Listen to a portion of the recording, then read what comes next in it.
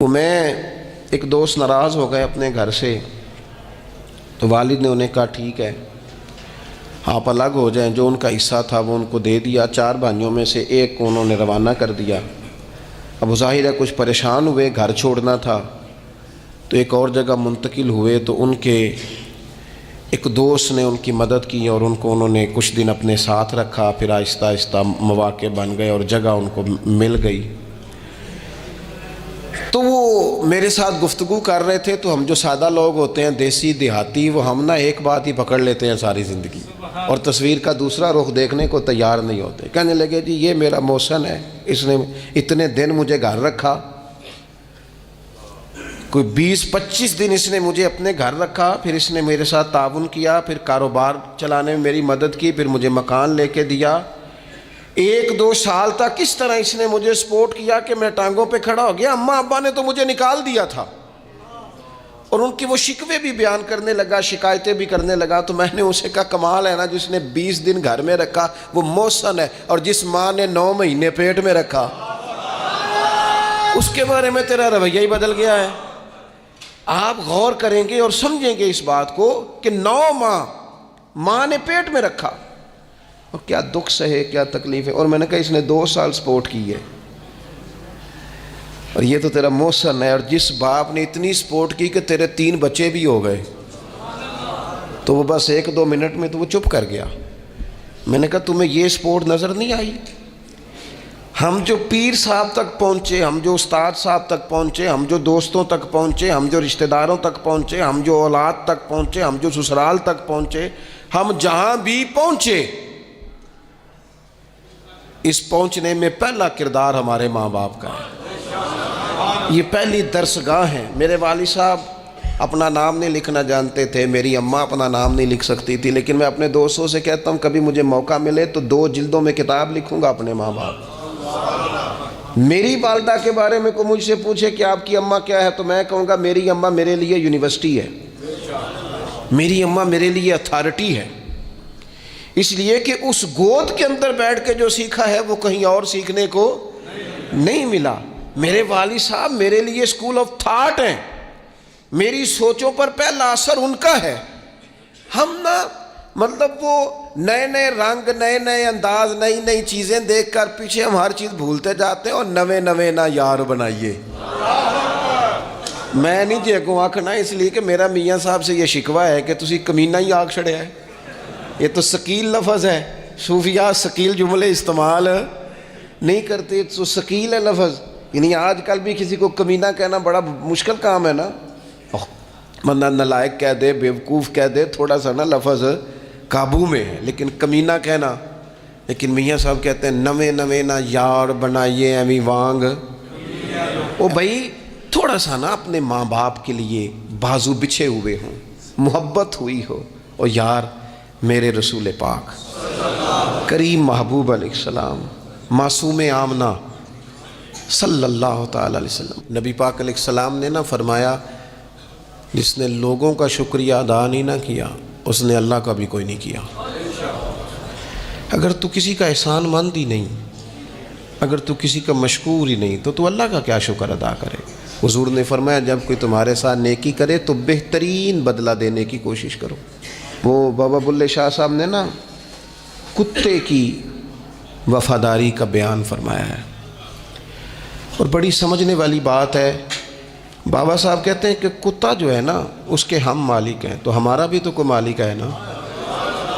فرماتے ہیں ایک روٹی کتے کو ڈالتے ہیں، دوسری مانگے تو کئی دفعہ لوگ جوتا بھی مار دیتے ہیں، لیکن خود مالک جو ہے کتے کا وہ پنکھے کے نیچے، اے سی کے نیچے سویا ہے، اور کتا جا کے صبح کسی درخت کے نیچے سوتا ہے، اور ساری رات مالک سویا ہوا ہے، یہ پہرے داری کر رہا ہے، اور کسی کو بھی اس کے گھر میں آنے نہیں دے رہا۔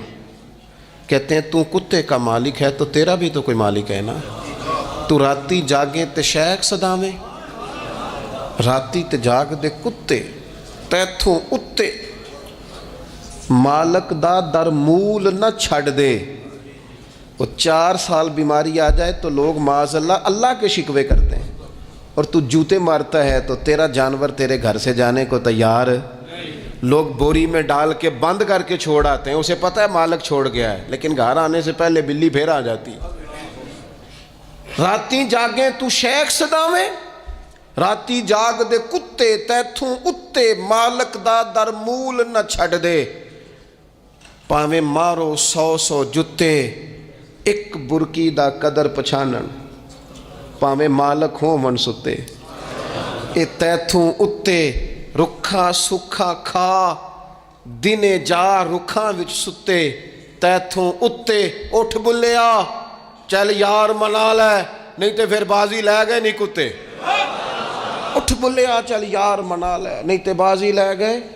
जिन्हां तना विच इश्क न रचिया, कुत्ते उन्हां थी चंगे। और वेखो ना, मालक दे कर राखी कर दे साबर भूखे नंगे। अपनी ज़िंदगी में कुछ मिजाज शुक्र वाला। नबी पाक अलैहिस्सलाम ने फरमाया, जो तुमसे नेकी करे उसे अच्छा बदला देने की कोशिश करो। और हुजूर फरमाने लगे, अगर बदला देने की ताकत ना हो तो फिर उसके लिए दुआ करो, और इतनी करो इतनी करो इतनी करो मोहसिन के लिए दुआ कि तुम्हें यूँ लगे कि तुमने हक अदा कर दिया है, फिर उसके लिए दुआ करो, अपने मोहसिनों का शुक्रिया। और यारो, मेरे नबी पर कोई एहसान नहीं कर सकता, लेकिन मेरे रसूल पाक सल्लल्लाहु अलैहि वसल्लम से जिसने थोड़ी सी भी मोहब्बत की ना, मदीने वाले लेने गए मेरे नबी पाक को हिजरत से पहले, तो हुजूर के चचा हज़रत अब्बास रदी अल्लाह ताला अन्हु, हालांकि अभी कलमा नहीं पढ़ते थे, वो कहने लगे, ओ मदीने से लेने आने वालों, नबी पाक यहाँ बड़े मुअज़्ज़ज़ हैं, इनका बड़ा एजाज़ है, अगर तुम महबूब की हिफाजत कर सकते हो तो फिर लेके जाना। तो अहले मदीना ने कहा कि आप एक दफ़ा भेजें तो सही, हम तो अपने अहले खाना से बढ़कर हिफाजत करेंगे। ये बातें हो रही हैं। एक अंसारी थे हज़रत अबुल हैसम, उठ के ना हुजूर के करीब गए, कहने लगे, या रसूलल्लाह एक बात कर लूँ? हुजूर ने फरमाया, कर लो। अर्ज़ की, हुजूर हमारे जिन जिन से भी ताल्लुकात हैं हम सब से बिगाड़ देंगे, हुजूर हम सिर्फ़ और सिर्फ आपकी ग़ुलामी करेंगे, लेकिन एक हल्का सा डर है, अगर इजाज़त हो तो अर्ज़ कर लूँ? हुजूर ने फरमाया, करो। अर्ज़ करने लगे, या रसूलल्लाह कल को अगर आपको गलबा मिले, और अल्लाह के फजल से मिलेगा, तो फिर ऐसा ना हो कि आप अपनी कौम की तरफ लौट आएँ, तो फिर हमसे ये फिराक ये बिछोड़ा सा नहीं जाएगा, हुजूर फिर आप वापस तो नहीं आएंगे। तो हुजूर ने उनकी बात सुनी तो हुजूर मुस्कुरा पड़े, फरमाया, मदीने वालों सुनो, कभी ना भूलना मैं तुम में से हूँ और तुम मुझ में से हो, छोड़ के क्यों। हमारे एक बुजुर्ग से किसी ने कहा था, ओ तुम लोग मदीने ज़्यादा रहते हो, हालांकि नबी पाक ने तो मक्के में ज़्यादा वक्त गुजारा है। 63 साल उम्र मुबारक में से 53 साल मक्के में गुजारे, मदीना तय्यबा में तो सिर्फ 10 साल गुजारे, और तुम हर वक्त मदीना करते हो। वो कहने लगे, जाके अपना कैलकुलेटर ठीक कर, तेरा ये फ़लसफ़ा भी ठीक नहीं। नबी पाक ने मक्के में 53 साल गुजारे हैं और मदीने में क़यामत तक के लिए डेरा लगाया है, जाके कैलकुलेशन ठीक कर। हुजूर ने फरमाया, रहना भी यहाँ है, दफन भी यहाँ होना है, क़यामत में उठूँगा तो मेरी कब्र भी मदीने से खुलेगी।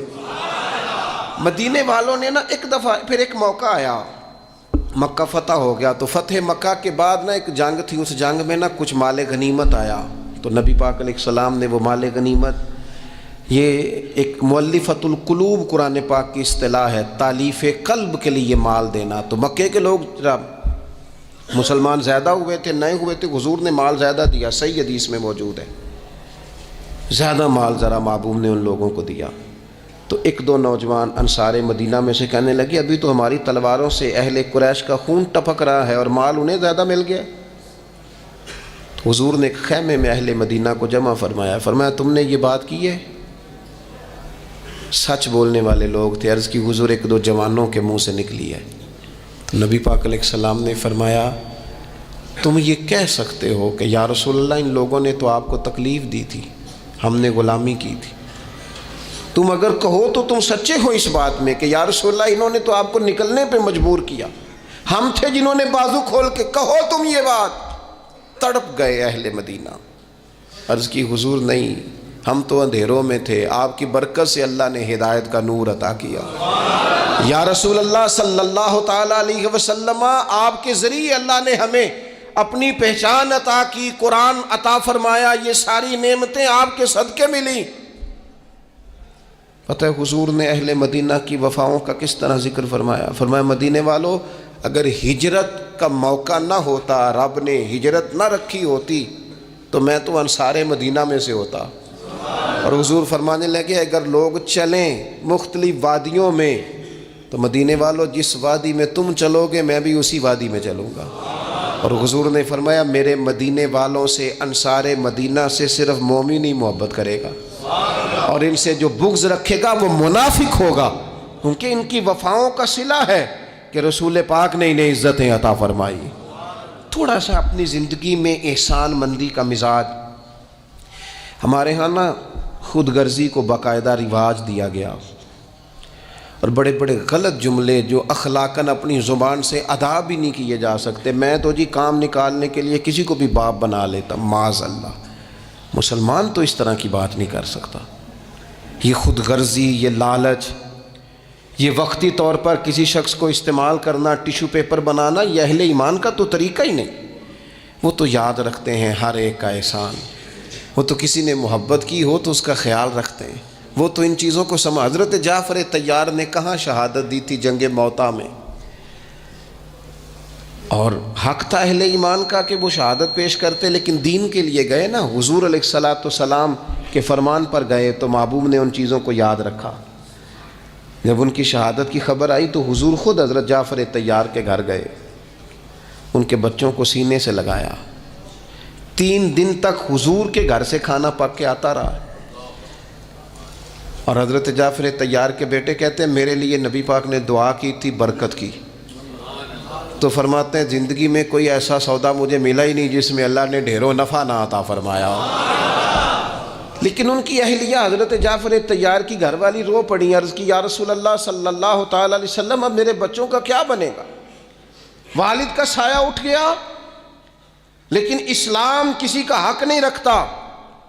کوئی مخلص ہو کر دین کے ساتھ چلے اور پھر اس شخص کا حق رکھا جائے، اس کی قدردانی نہ ہو، اس کو نوازا نہ جائے۔ من عمل صالحا من ذکر او انثی وهو مؤمن فلنحیینہ حیاتا طیبہ۔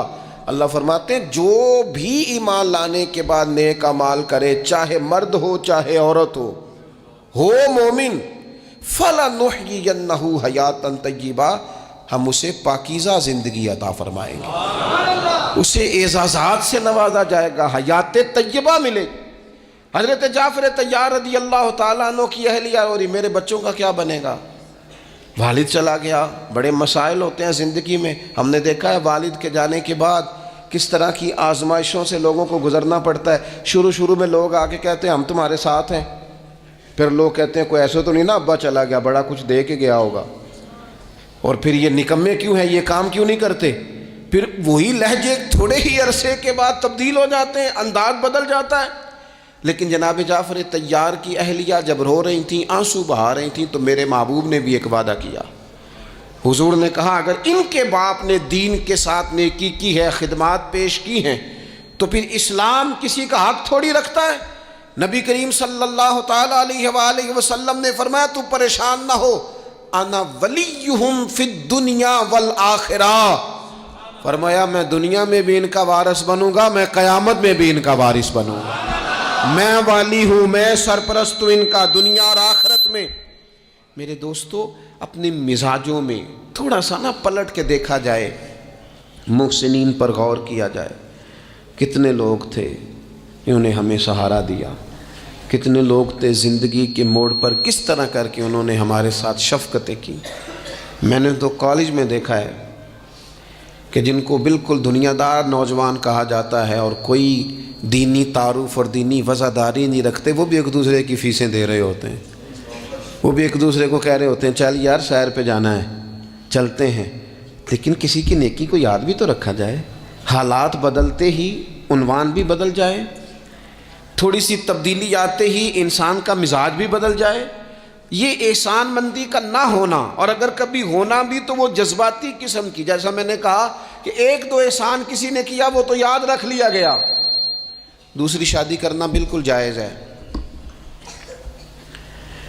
کوئی اس میں دو رائے نہیں، اگر کوئی حق ادا کر سکتا ہے تو کرے، لیکن نبی پاک علیہ السلام نے سیدہ خدیجہ الکبریٰ کی موجودگی میں دوسرا نکاح نہیں کیا۔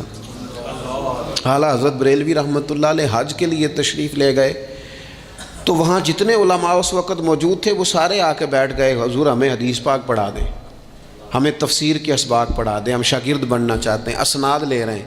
اب اس زمانے میں لوگ 6 ماہ، سال اس سے بھی زیادہ حرم شریف میں رہتے تھے، تو وہاں کچھ لوگوں نے کہا حضور اتنا عرصہ آپ کو یہاں رکنا ہے تو آپ یہاں نکاح کر لیں۔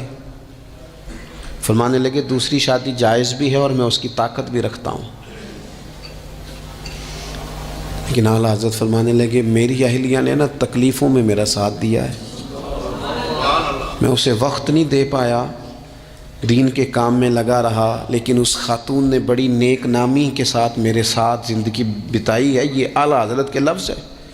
فرمانے لگے میں طاقت بھی رکھتا ہوں، شریعت کی اجازت بھی رکھتا ہوں، لیکن میں دوسری شادی اس لیے نہیں کروں گا کہ میری بیوی کو تکلیف ہوگی۔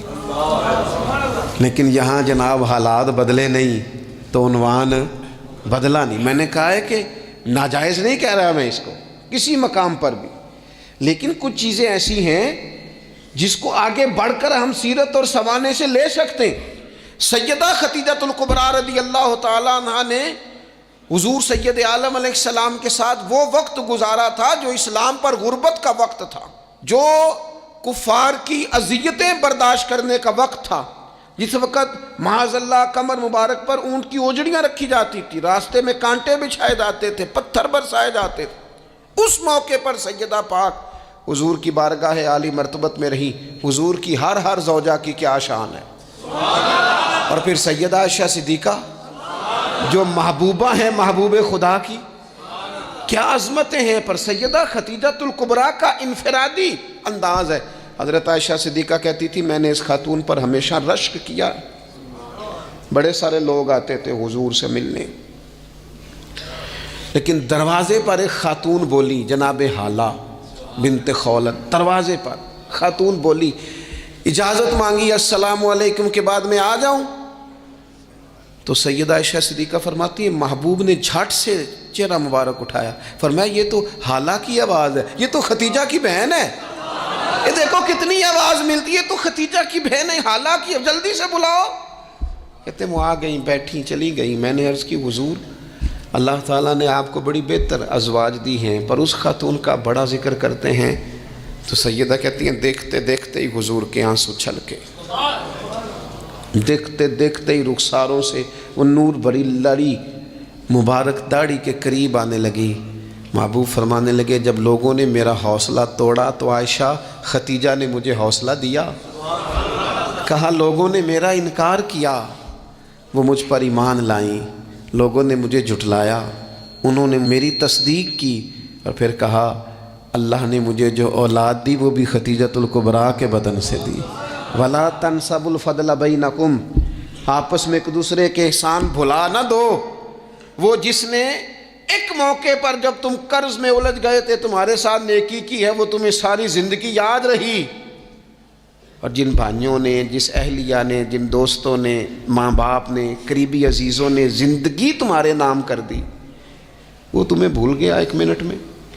اپنی زندگی احسان مندی والی ہو، اس میں حضرت ابوبکر صدیق رضی اللہ تعالیٰ عنہ نے نا بڑا کریم محبوب کا ساتھ دیا۔ ایک موقع پہ نہیں، درجنوں مواقع پر حضور نے فرمایا میں نے سب کی نیکیوں کے بدلے دے دیے، ابو بکر کا بازو تھام کے لے جاؤں گا، رب ہی اسے اجر عطا کرے گا۔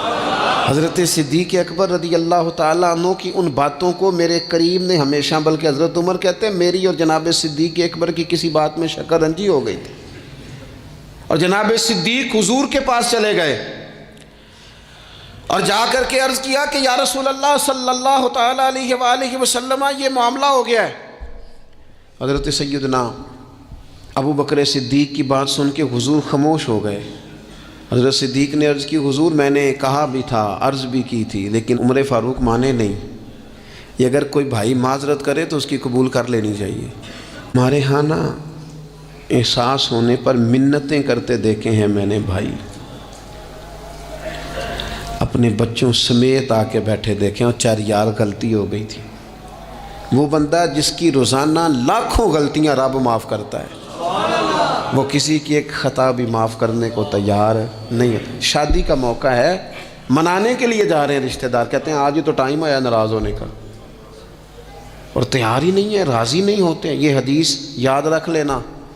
نبی پاک علیہ الصلوۃ والسلام نے فرمایا جس کا بھائی اس کے پاس معذرت لایا، معافی مانگنے آیا اور اس نے معاف نہ کیا، محبوب فرماتے میرے حوض کوثر پہ نہ آئے، یہاں نہ آئے. وہ تیرا بھائی ہاں کوئی عقیدے کا مسئلہ تھا، کوئی شرعی معاملہ تھا تو بات اور تھی، ذات کے لیے بت بنا کے رکھے ساری زندگی، اور معافی دینے کو ہم تیار نہ ہوئے، احساس ہی نہیں پیدا کیا کہ وہ جو آ گیا ہے وہ تو اب آ گیا، اب ہمیں درگزر کا حکم تھا. حضرت ابوبکر صدیق رضی اللہ تعالیٰ عنہ نے معذرت چاہی، لیکن جناب عمر کے مزاج میں جلال تھا، وہ ناراض ہیں. حضرت صدیق حضور کی بارگاہ میں حاضر ہو گئے، سارا مدعا عرض کر دیا. حضرت عمر کہتے ہیں میں پیچھے گیا، اور جب میں گیا تو میں حال سارا سمجھ گیا. کہتے ہیں جب نبی پاک کی بارگاہ میں گیا تو جو حضور کے جملے تھے وہ جناب صدیق اکبر کی عظمت کو کہاں سے کہاں لے گئے. محبوب فرمانے لگے عمر کیا تم میری خاطر ابوبکر کو چھوڑ نہیں سکتے تھے؟ فرمایا جب سب مجھے جھٹلا رہے تھے یہ میری تصدیق کر رہا تھا، جب سب کی تلواریں نیام سے باہر نکلی ہوئی تھیں اور ابوبکر سینہ کھول کے میری حفاظت کر رہا تھا، تم میری وجہ سے اسے چھوڑ نہیں سکتے تھے. احسان کسی کا تو یاد رکھا جائے. اور جو لوگ احسان مند تھے، حضرت شیخ سعدی رحمۃ اللہ تعالیٰ علیہ فرماتے میں نے دیکھا ایک شخص کے پیچھے پیچھے ہرن چل رہا تھا، وہ ذرا میرے قریب آیا تو میں نے اسے آ کے کہا کہ یہ ہرن تو بندہ دیکھ کے بھاگ جاتا ہے، تیرے پیچھے کیسے چل رہا ہے؟ تو سعدی فرماتے ہیں وہ شخص کہنے لگا اس کا بچہ مر رہا تھا، میں نے بچایا ہے،